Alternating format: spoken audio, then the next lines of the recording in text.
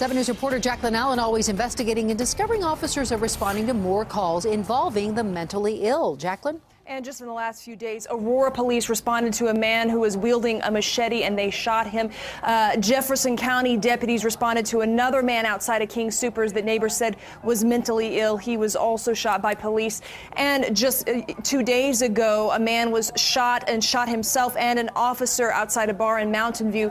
Law enforcement sources tell me one thing that appears to be that they had in common was that they were mentally ill. Time and again, officers forced to open fire. I heard he didn't have his medication. While neighbors talk about mental illness. It's a cause for concern. Scott Glazier with the National Alliance of Mental Illness in Colorado says recent cuts in mental health services too often put police in place of psychiatric care. If we could be doing more things and getting them more care on the front end, they're less likely to be in those types of situations. We checked. Since 2007, Denver police have seen a steady increase in mental health related calls, up 20% compared to 5 years ago. Suicidal person calls up more than 60% over the same time period. It's been a very stressful season. Colorado especially, we've had incidents. We have the Aurora shooting. We have devastating fires.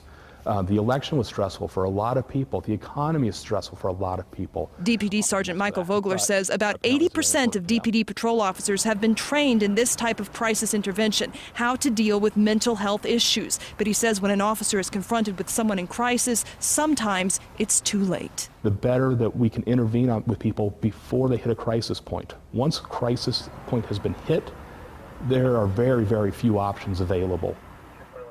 And mental health advocates say right now Colorado is 48th out of 50 states when it comes to the number of psychiatric beds available. They say that puts people out on the streets who should be receiving care. Reporting live, Jacqueline Allen, 7 News.